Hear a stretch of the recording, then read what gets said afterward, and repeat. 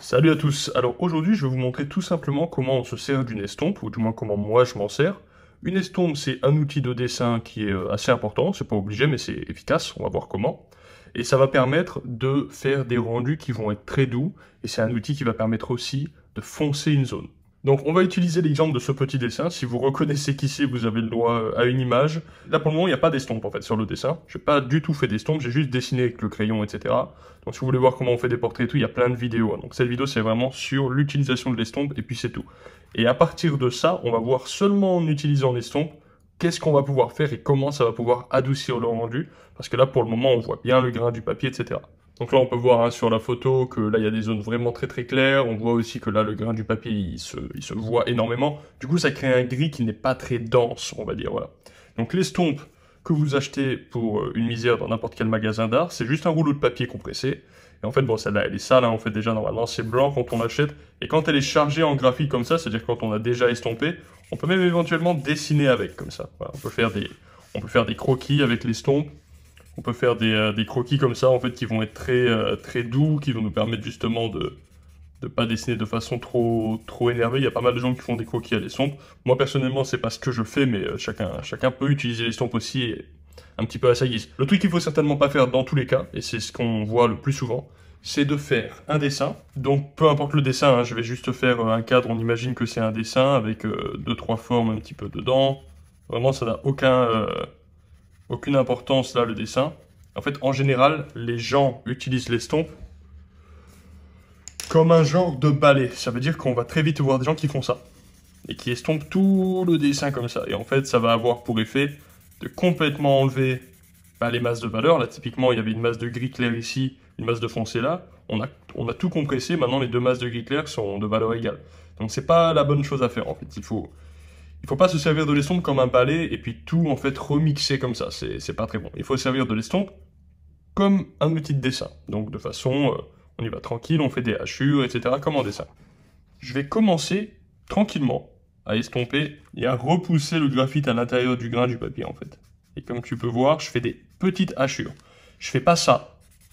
Parce que quand je fais ça, à chaque fois en fait que je décolle pas le papier, tu vois, ça fait des marques comme ça très foncées là qui sont ensuite assez difficiles à corriger. Non, je vais faire en fait des hachures comme ça. Comme si je dessinais en fait. Je fais ça, mais avec l'estompe. D'accord? Donc il n'y a pas de...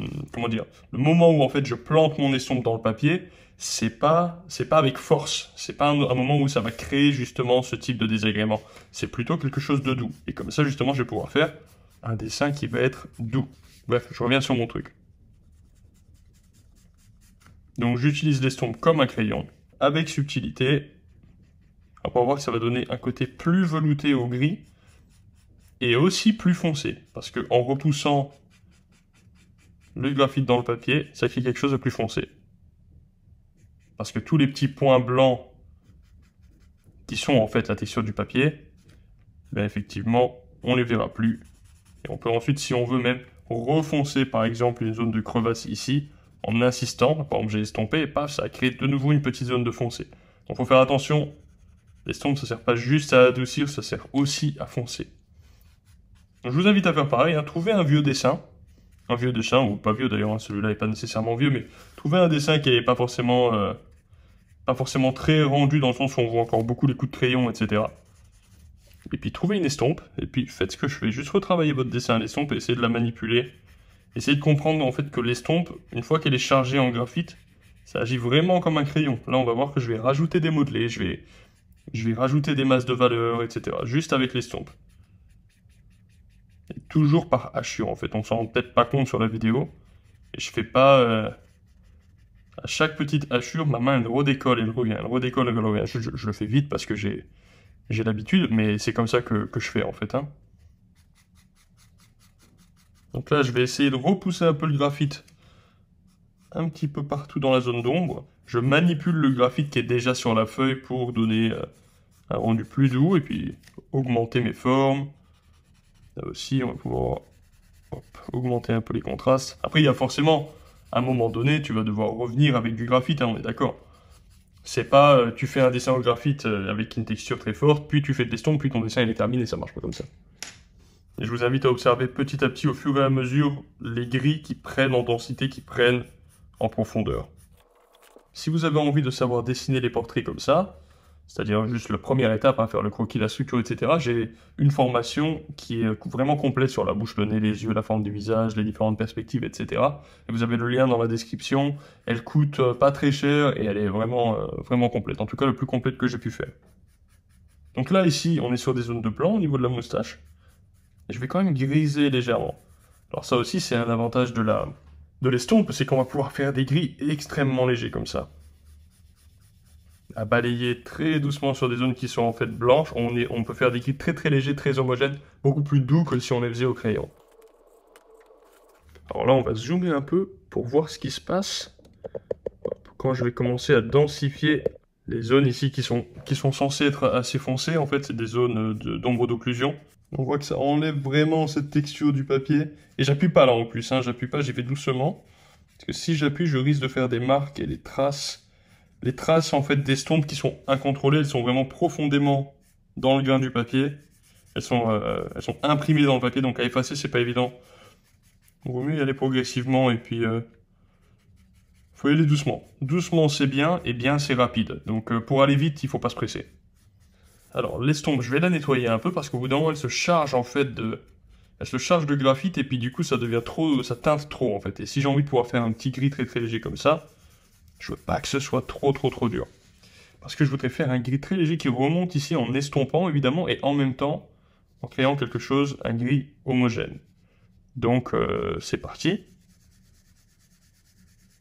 Là, la seule chose qui crée le contact avec l'estompe, entre le papier et l'estompe, pardon, c'est le poids de l'estompe. Moi, je ne fais que bouger l'estompe comme ça. Mais en fait, je n'applique aucune pression. Si j'appliquais de la pression, ça ferait plus un truc comme ça. Ça commence à être beaucoup plus... On l'entend, hein. On entend que j'appuie. J'appuie pas du tout. Et en fait, c'est juste le poids de l'estompe qui dépose une quantité vraiment infime de graphite. Mais en fait, ça suffit à créer un dégradé très doux. Et même comme ça, vous voyez, je peux quand même faire des erreurs et on peut quand même voir des petites textures. Donc il faut vraiment, avec le temps, on a un toucher de plus en plus subtil, etc. Mais il faut vraiment s'entraîner à avoir un toucher très léger. Très léger. Voilà. Je suis pas sûr que vous puissiez voir correctement les variations subtiles de gris que je suis en train de faire. Mais croyez-moi bien, elles y sont. Là pareil, le devant de la joue, on est sur une facette qui est orientée vers l'avant, c'est éclairé, en l'occurrence là dans ce schéma, c'est éclairé, mais ça reste un demi-ton de lumière plus foncé que la zone qui prend la lumière directe la plus totale, comme le côté du nez par exemple. Idem pour le devant du nez, c'est aussi une zone éclairée, mais c'est un demi-ton. Alors, on va faire les cheveux. Alors là, les sombres, ça va être parfait. Juste faire des petites hachures un petit peu directionnelles comme ça pour montrer en fait les volumes. Hop, vraiment ça suffit, hein. Après, on peut se casser la tête à faire des rendus de cheveux pendant 10 heures si on veut. C'est pas quelque chose que j'ai l'habitude de faire personnellement. Pour moi, en tout cas, c'est mon point de vue.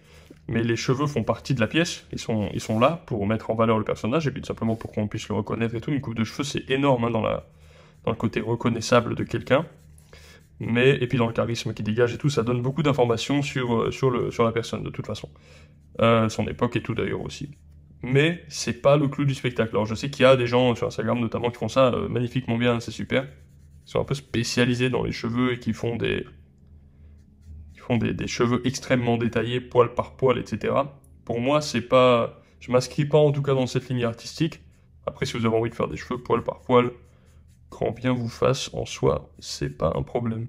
Mais moi, personnellement, voilà, je préfère les voir comme une masse générale qui sert à embellir le sujet, mais les cheveux, en soi, ne sont pas le sujet. C'est comme le costume du mec en bas, c'est pas ça que j'essaie de... C'est pas là que j'essaye de faire en sorte que le regard du spectateur se pose. Hop, on va adoucir un petit peu ça aussi.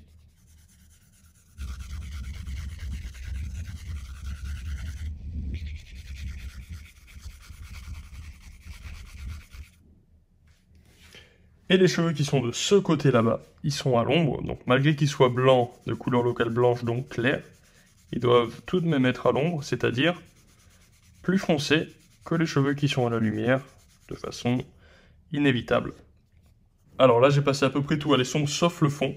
Je vais le faire parce que ça va permettre au fond d'être plus dense. Parce que là, au bout d'un moment, en fait, si tu veux, là, c'est un crayon 4B Tombow. Les Tombow, c'est des crayons qui sont...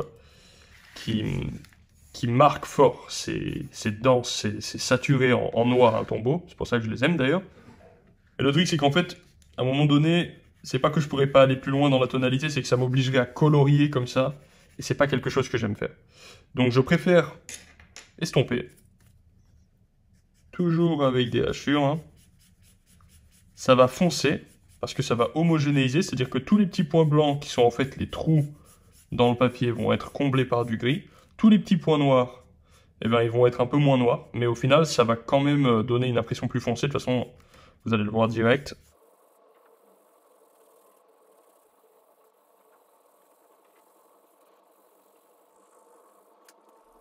On est pas mal. Je vais rajouter 2-3 petits contrastes ici et là à l'estompe aussi. Hop. En plus là l'estompe elle est chargée en pigments.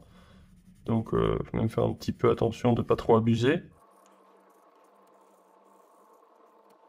Donc voilà, maintenant vous savez comment moi j'utilise une estompe. C'est-à-dire avec conscience à chaque fois, on balaye pas tout, on y va tranquille, on l'utilise comme un crayon, comme un outil de dessin finalement. Merci beaucoup à Julien qui a rejoint le cercle très privé des tipeurs de la chaîne YouTube Martin Adventure. Ça fait toujours plaisir d'avoir des gens qui montrent leur soutien de façon concrète. Et puis voilà, je vous dis à la prochaine, merci, à plus, bye.